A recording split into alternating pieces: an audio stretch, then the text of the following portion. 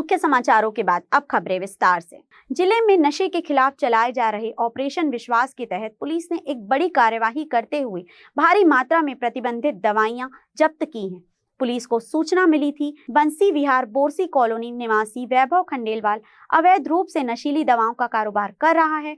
सूचना के आधार पर दबिश दी गई, जिसमें 17,208 नशीली गोलियां और 12 नग सिरप बरामद किए गए। जब्त दवाइयों में नाइट्रो 10 और अल्प्राजोलम जैसी प्रतिबंधित नशीली दवाएं शामिल हैं। पुलिस जांच में सामने आया, वैभव खंडेलवाल ने वैभव फार्मास्यूटिकल के नाम से फर्जी लाइसेंस और जीएसटी नंबर बनवाकर सीधे दवा निर्माता कंपनियों से कारोबार शुरू किया था।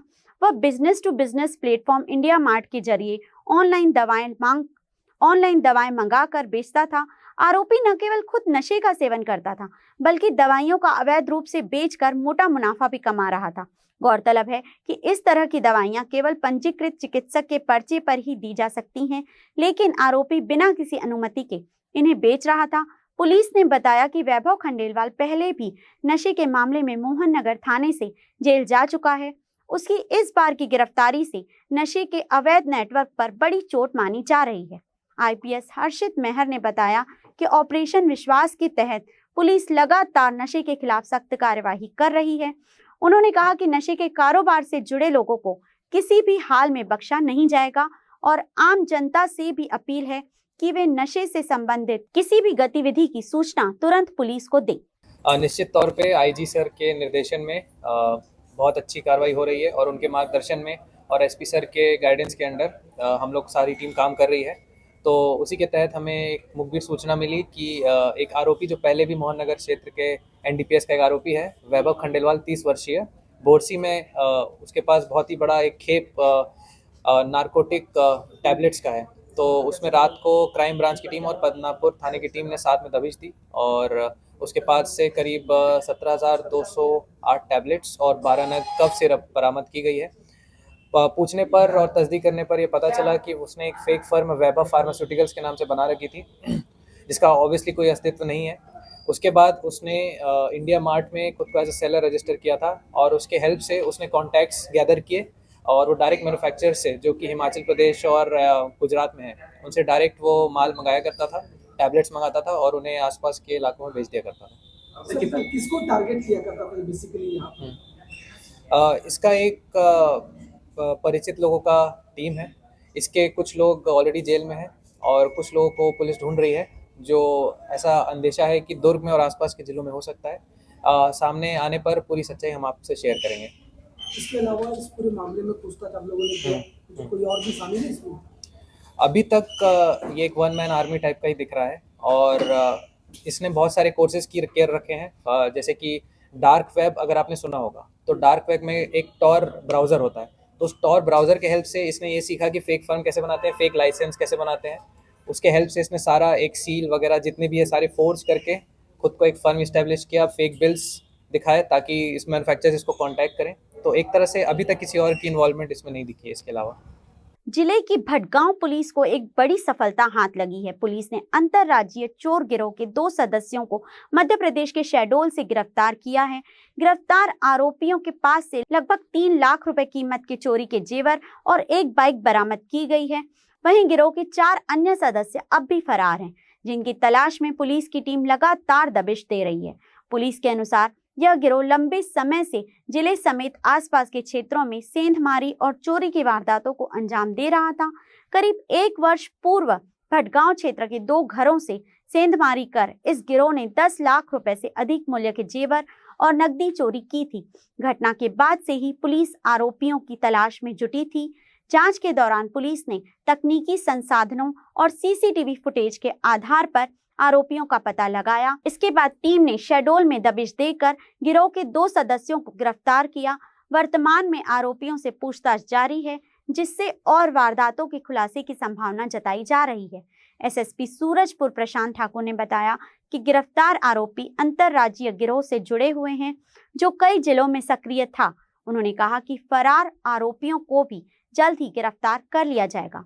पुलिस का मानना है कि आरोपियों से पूछताछ में जिले और प्रदेश के अन्य वारदातों की भी जानकारी मिल सकती है। इस सफलता को सूरजपुर पुलिस की बड़ी उपलब्धि माना जा रहा है, क्योंकि इससे न केवल पुराने मामलों का खुलासा हुआ है, बल्कि भविष्य में होने वाली बड़ी चोरियों पर भी रोक लगेगी। भटगांव थाना क्षेत्र के अंतर 9 जुलाई को एक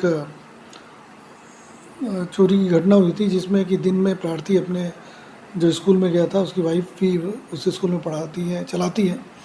और जब दोपहर को सुबह 9:30 बजे गया था और दोपहर जब 2:30 बजे आया तो पता चला उसके घर का ताला टूटा हुआ है और उसके यहाँ से नकदी और जेवर पार हुए हैं। इस पर उसने थाने को रिपोर्ट लिखाया था।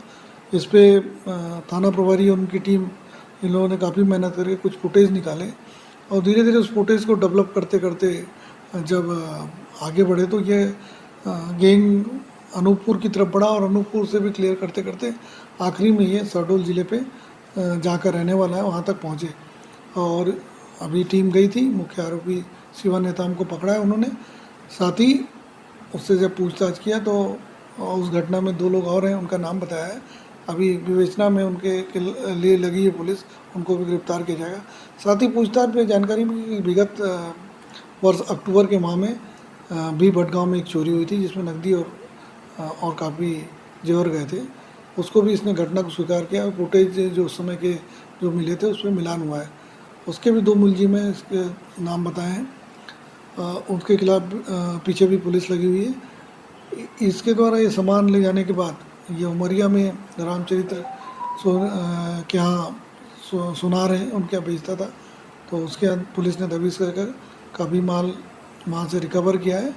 आज इन दोनों को गिरफ्तार करने के बाद न्यायिक रिमांड में भेजा जा रहा है। बाकी जो 2 मुलजिम हैं और भी माल मसरूका है, उसके पतासाजी के लिए पुलिस लगी हुई है। सर रिकवरी कितना हो पाई सर, जिस तरह से इन्होंने चोरी के वारदात को अंजाम दिया, चोरी हुए सामानों की रिकवरी के लिए भी कुछ? अभी कुछ नगद राशि और उसके अलावा मोटरसाइकिल और साथ ही कुछ सोना चांदी के जेवर्स जो इन लोगों ने चुराए थे, जो कि बेच दिए थे, वो गला हुआ है, तो गला हुआ आइटम सुनार से जब्त किया गया है। सर लंबे अरसे से ये इस तरह के अंजाम दिए जा रहे हैं, चोरी के माल को भी खपाया जाता है, कुछ इसमें आरोपियों की संख्या और भी ज़्यादा बढ़ सकती है? बिल्कुल बढ़ सकती है। और उसमें उस ज़िले में हम जब संपर्क किए, वहाँ के एसपी साहब से भी बात किए, तो ये इस तरह की काफ़ी जगह से इनकी चोरी की वारदातों की जानकारी है। पूर्व के अपराध भी हैं और स्थायी वारंट भी है।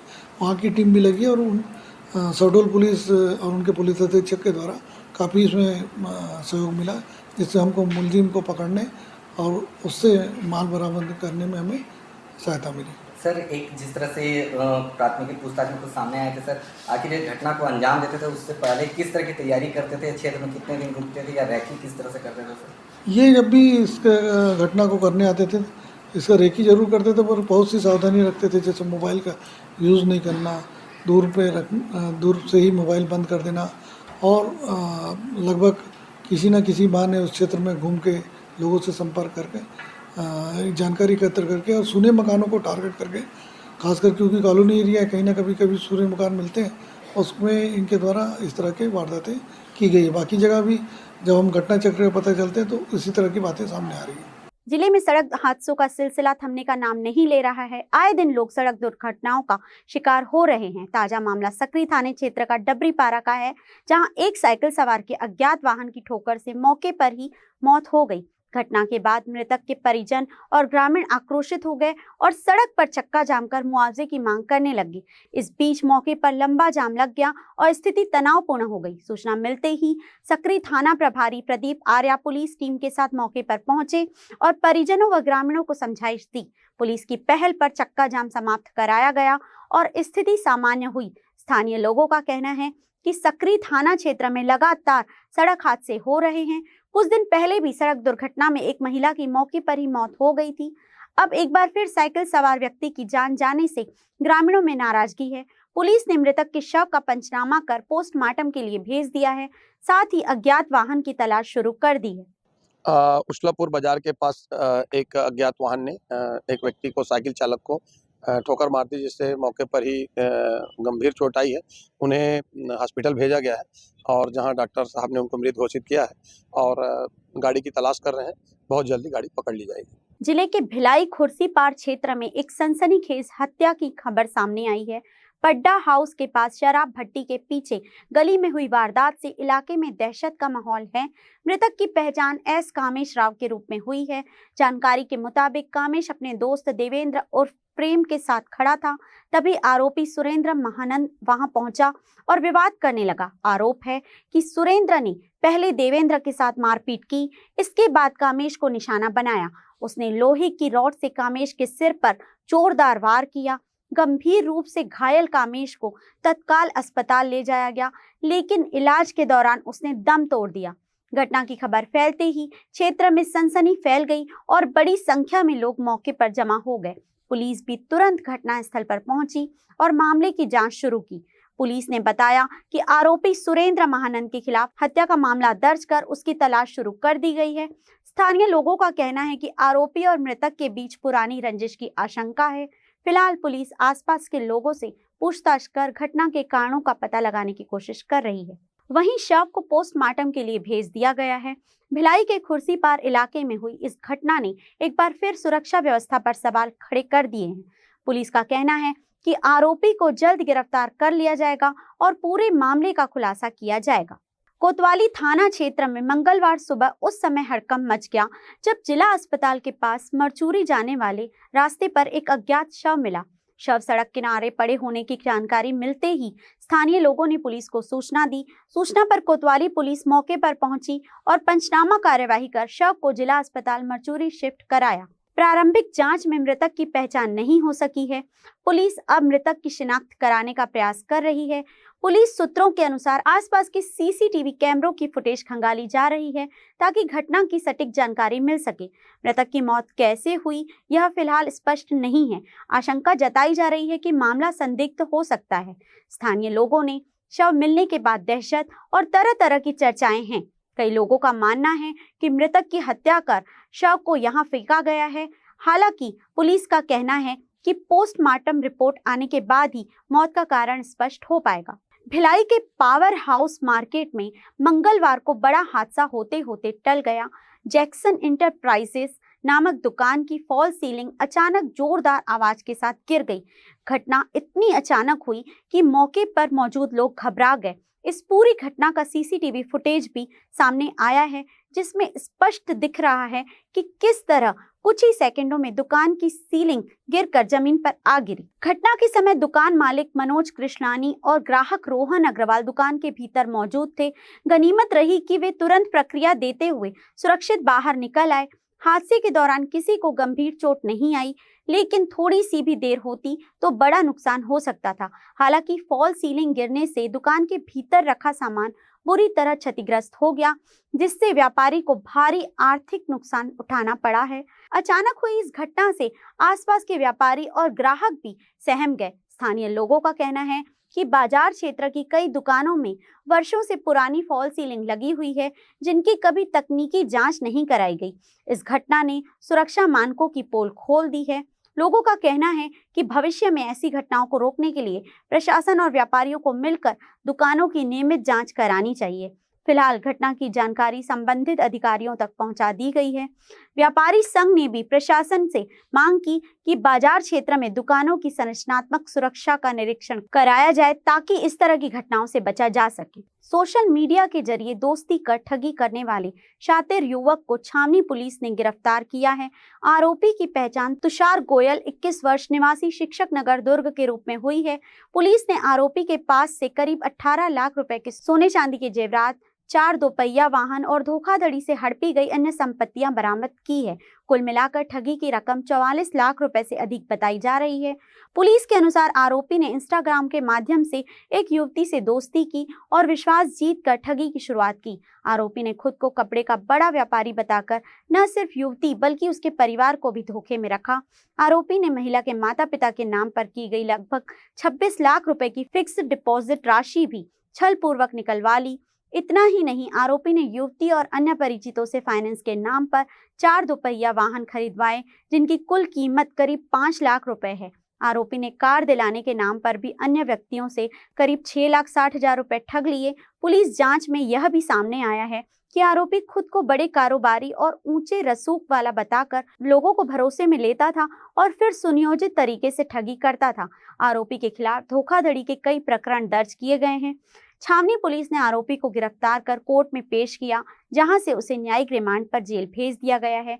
पुलिस अब यह जांच कर रही है कि आरोपी ने और कितने लोगों को अपने जाल में फंसाया है। स्वास्थ्य सेवाओं को मजबूत बनाने की दिशा में नगर विधायक अमर अग्रवाल ने एक अहम पहल करते हुए सिम्स अस्पताल को मल्टीपर्पज एम्बुलेंस भेंट की। यह वाहन एम्बुलेंस की तरह सभी जरूरी सुविधाओं से लैस है और मरीजों को समय पर अस्पताल तक पहुंचाने के साथ ही अन्य चिकित्सा कार्यों में भी उपयोगी साबित होगा। सिम्स परिसर में आयोजित लोकार्पण कार्यक्रम में विधायक अमर अग्रवाल ने इस वाहन को अस्पताल प्रशासन को सौंपा। इस अवसर पर सिम्स के डीन डॉक्टर रामलेश मूर्ति, अस्पताल के डॉक्टर, स्टाफ और कई नागरिक मौजूद रहे। कार्यक्रम के दौरान डॉक्टर मूर्ति ने कहा कि यह मल्टीपर्पज वाहन सिम्स के लिए बड़ी सौगात है। अब मरीजों को लाने ले जाने, आपातकालीन स्वास्थ्य सेवाएं उपलब्ध कराने और अस्पताल के अन्य जरूरी कार्यों में और तेजी आएगी। उन्होंने कहा कि स्वास्थ्य सेवाओं की मजबूती के लिए यह वाहन बेहद सहायक साबित होगा।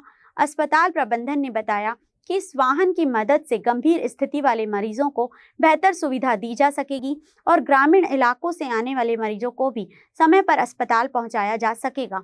स्थानीय लोगों ने विधायक अमर अग्रवाल के इस कदम की सराहना की और कहा कि यह प्रयास न केवल अस्पताल बल्कि पूरे क्षेत्र के मरीजों के लिए जीवनदायी होगा। नगर विधायक माननीय श्री अमर अग्रवाल जी के सहयोग से एवं उनके सानिध्य आशीर्वचन से एक मल्टीपर्पज़ व्हीकल जो एक वाहन, परिवहन वाहन का भी काम करेगी, इसके अतिरिक्त कभी वक्त ज़रूरत पेशा वाहन, इस प्रकार एक एम्बुलेंस नुमा वाहन, हमें मल्टी यूटिलिटी व्हीकल आप कह सकती हैं, प्राप्त हुआ है, जिसका उपयोग संस्थान के मरीजों या अन्य आवश्यक चिकित्सकीय प्रयोजनों हेतु किया जाएगा। इसका आज लोकार्पण वो आएंगे अभी कुछ देर में और वे इसे समर्पित। जिले के ग्राम मेड के ग्रामीणों ने कलेक्टर कार्यालय पहुंचकर क्षेत्र में कोलवासरी खोलने के प्रयास के खिलाफ अपनी आपत्ति दर्ज कराई। ग्रामीणों का आरोप है कि सरपंच और सचिव ने मिलीभगत करते हुए बिना ग्राम सभा की चर्चा और अनुमोदन के कोलवासरी की एनओसी जारी कर दी। ग्रामीणों ने बताया कि सूचना के अधिकार के तहत उन्हें महाकाल कोलवासरी के निर्माण की जानकारी मिली। इसके बाद ग्राम सभा का आयोजन किया गया, जिसमें अधिकांश ग्रामीण उपस्थित थे। सभा में भी इस विषय पर किसी प्रकार की चर्चा नहीं हुई। ग्रामीणों का कहना है कि सरपंच और सचिव ने अपने पद का दुरुपयोग करते हुए निजी स्वार्थ में यह निर्णय लिया। ग्रामीणों ने कहा कि बार बार सरपंच से सवाल पूछने पर भी कोई संतोषजनक जवाब नहीं मिला। इसी कारण वे जिला कलेक्टर से न्याय की मांग करने पहुंचे हैं। कोलवासरी खोलने की योजना को रोकने का निवेदन किया। उन्होंने स्पष्ट किया कि यदि उनकी मांग पर ध्यान नहीं दिया गया तो 2 अक्टूबर को ग्राम मेड के ग्रामीण बड़े आंदोलन के माध्यम से कोलवासरी खोलने का विरोध करेंगे। स्थानीय लोगों का कहना है कि यह मामला केवल एक धार्मिक स्थल के निर्माण तक सीमित नहीं है, बल्कि ग्राम प्रशासन में पारदर्शिता और जिम्मेदारी बनाए रखने का सवाल भी है। ग्रामीणों का मानना है कि बिना चर्चा और अनुमति के किसी भी योजना को लागू करना गलत है और इससे क्षेत्र के सामाजिक संतुलन पर भी असर पड़ेगा।